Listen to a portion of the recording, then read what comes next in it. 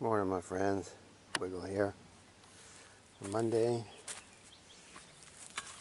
like between the first and second week of June, we're going to finally get some rain. We're in the middle of a drought. It's been the driest spring I've seen in a while.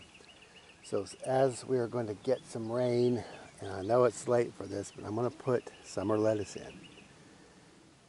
Hopefully it'll get rained in, and I really don't want to water anything, but we're going to go ahead and try.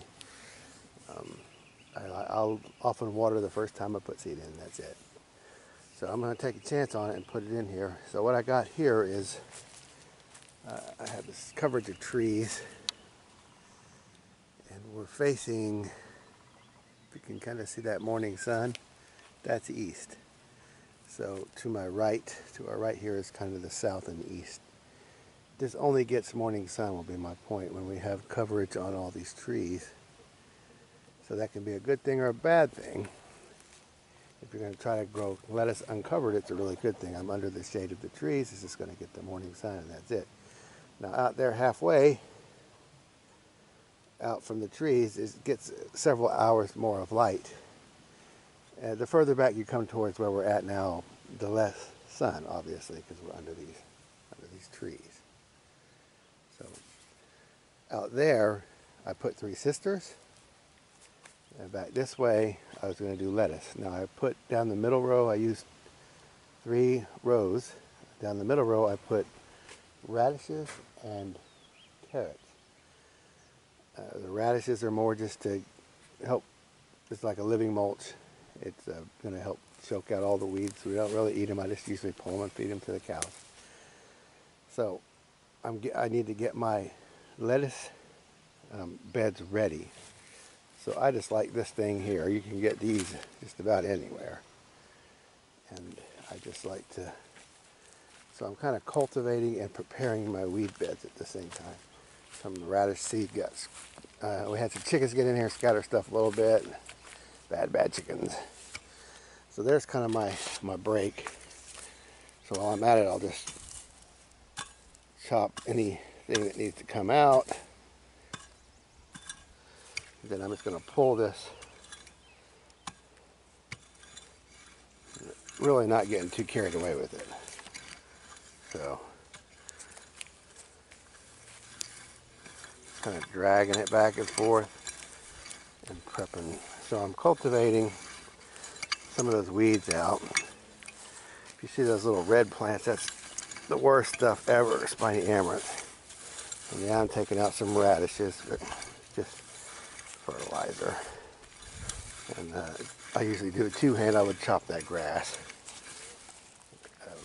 But right now we're just getting it ready for that. So I'm not even going to come back and do anything else other than I'm just loosening up the very top layer of soil. And I was kind of broadcast seed my lettuce in there. And I'm going to use my little wood tabs with the Sharpie wood markers. Wood marker, and I'll just. This works pretty well. It holds. That's from last fall. So I'll write my new thing on there and just stick that as my garden marker. I just like using the regular Sharpie. This is actually a little fine. So lettuce, L-E-T, lettuce. And they'll stay as long as the crop does. And I have white oak, so they'll last many years, so I'll just keep reusing them. To me, that's the best plant marker. So what else can I show you? I'm going to get all of these beds planted, and we'll see. I'm not going to cover or really water these things. I might water them once, maybe. Things really have to make it on their own around here. So this is unwatered. I watered it the first time. There's my hose. I haven't watered it since. So stuff is growing, which is good. And that kale, when we had the cows come in, I rototilled some of this because it was just very, very coarse material. I know that rototiller, but sometimes I use one. Anyway, I rototilled some of the kale in. And some of it I just left, it was just a bare stalk. And it's a very resilient plant. It comes back. So probably still get food off that if you had to. So anyway, that's it. I'm going to try to get all of this back here. Let's see, where's my line? My line's kind of right here. You can see the corn beans and squash, three sisters coming up, and then you see the radishes. So beside all the radishes is all going to be lettuce. And carrots were just kind of a long-term hope. That's what a skunk does. See that? When you see those, you got a skunk running around. They make little tunnels like that. So anyway, I'm going to get that done, and then I will get back with you later. These beans that came up, I just had a small handful of beans left when I had seeded all that, so I just threw them out here. And I just gorilla seeded them, and that's why these beans are coming up. So anyway, I'll be back with you. I thought I might show you the varieties. So Butterhead, Bronze Vignette, White Boston Butterhead, Summer Bibb, and all year round Butterhead. So Butterheads and Bibbs are the ones that do well. And I hear Muir and Sparkle, if you can get those.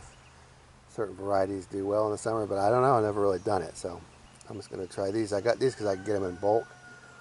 So I'm going to put them down kind of heavy, and we'll just see if we get food out of it or not. So I got it all in.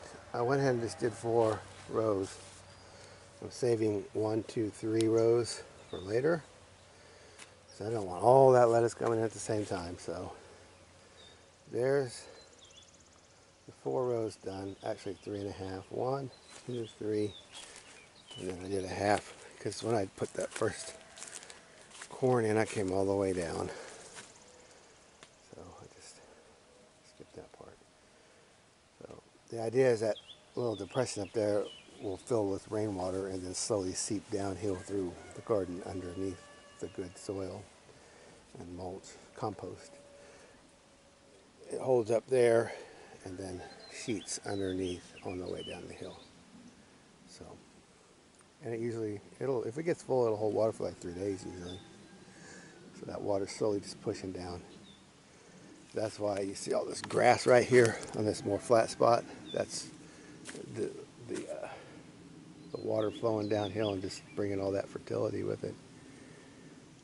Super if we get some rain. But I've had a few drops, so we'll let this get watered in. Hopefully I'll never have to use the hose on it. You know, I might water it. I don't like things that I have to maintain. I want them to do it on their own. So out of these 4 varieties, basically in the same environment, I can see, you know, which one is actually the most drought resistant and the most shade tolerant, heat tolerant, all that, and just see which one tastes best. And then I will know where to invest more heavily in my particular area. So I'll show you more later. Let's wiggle out.